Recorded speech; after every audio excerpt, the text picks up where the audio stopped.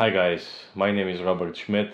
Welcome to my channel and to my first ever tech-related review. I am planning on doing only non-sponsored reviews for tech-related products that I'm actually using as a software engineer, as a father, as a geek, as a curious person in general about technology, and yes, I'm gonna do them all in English, even if it's not my first language. I hope it will be decent enough. So, the Ulefone Armor 11T. This is the phone. This right here is the box. I don't plan on doing an unboxing video, nor do I plan on listing all the technical details of this device. You've probably seen other reviews already and they can be easily found on a simple Google search. I got this phone as a gift from my lovely wife on Christmas after pushing for it a little, like sending her the link for the purchase and all that. But she was lovely enough to get it for me. I wanted a rugged phone for a while now. I studied the market and finally decided upon the Ulefone Armor 11T, considering the following aspects. The FLIR,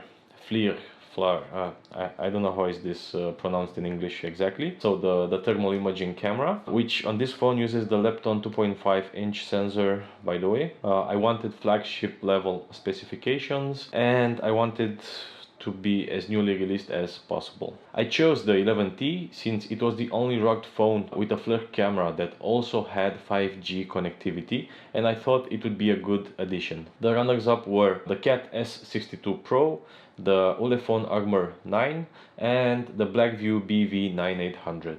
I also kind of liked the official Ulefone YouTube channel and all the reviews around. I think Ulefone as a company does a great job on marketing as well as building quality devices, just that I may not be in the target group. Now, after 2 months or so of everyday use, I want to point out what I like and what I don't like about this phone and how I feel about it as a general purpose phone, since I don't work in construction or any other harsh environment where this would be actually a proper tool. I just wanted a rugged phone. So, what I do like about the phone? I like the fact that it's solid as a brick. It's twice as heavy and twice as thick compared to a regular phone, but that's not something I didn't consider when I did the purchase. Actually, when I got it as a gift, but anyway, you'll get my point. I really like the FLIR camera. I think it's a very useful tool for household and backyard related tasks. Also, I found out that some objects like mirrors and glass reflect not only light but heat as well. I found that out while playing with the camera. I'm guessing it's just simple physics, but I think I have to become more smart because I didn't knew that. I like the fact that it's really fast. All the apps are running smoothly. I didn't have any problems whatsoever with any app or Android 11 in general. The big battery is another thing that I really liked about the phone. I charge it every 2 days or so and I use it heavily. My kids play with it every day almost, and it never goes below 20% when I plug it in. That's about it. Now let's see what I don't like about the phone. I don't like the fact that it's big and heavy. Of course I knew that, but I didn't know there's gonna be such a huge downside for me. It's hard to fit in a regular jeans or sweatpants. It feels very easy from the pocket. It's very hard to carry it around as you do with a regular phone. I don't like the camera. Although it has a 48 megapixel main camera, I feel the image quality is poor. The video quality as well. I'm showing some samples right now. In low light it's even worse. Also, I couldn't get 5G to work. I have a 5G data plan. I tested it in the coverage area. My wife was right near me and she had full 5G connection on her device, an iPhone 13 mini. We have the same data provider, of course. I tried both SIM slots, considering maybe it only has 5G on one of them. I also changed my mini SIM. I got a new one from the carrier. I thought maybe I don't know, mine is not 5G compatible because I didn't use 5G before and so on. But no 5G for me on this phone, unfortunately. Yeah, I still don't know why, and I haven't tried anything new to make it work since then. Also, I don't like the fact that it's not so resistant. I dropped it only like 2 times on concrete, indeed, but it was from pocket height, you know, so like 1 meter, 1 meter or so, and it got really damaged here on the outer edges. I don't know if you can see it from from the camera with this light, but the outer edges are pretty damaged. I didn't expect this from a rugged phone, you know. I don't think that applying a case on top of this monster is a good idea, because what's the point of having a rugged phone after all? It was not damaged in any way, just that the aspect is not so clean anymore. The dents are very visible, and I think I'll have some issues when trying to sell it. But yeah.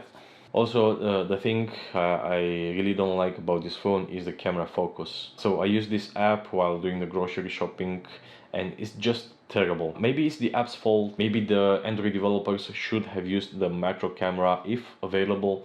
I don't know. Just look how bad it is at focusing on different sized barcodes. Compared to my old iPhone, it takes me like 10 times more to scan barcodes in the supermarket.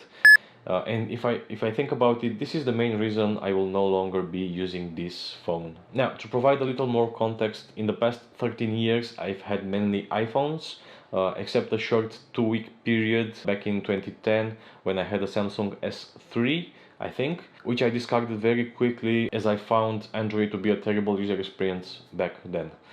Android user interface nowadays improved a lot, getting very close to the iOS experience. I'm also not an Apple fanboy and I keep an open mind, but even so, I kind of missed iOS a lot. Now, I'm thinking that I'll probably sell this for half what I paid for it, since it's not mint anymore, and maybe get the latest iPhone or just use my old iPhone SE until a new iPhone is released later this year. I don't know, I shall consider my options. So what are my final thoughts on this phone? If you're in the market for a rugged phone and you know what you're getting into, this Ulefone 11T might just be it. It's an excellent phone for its purpose.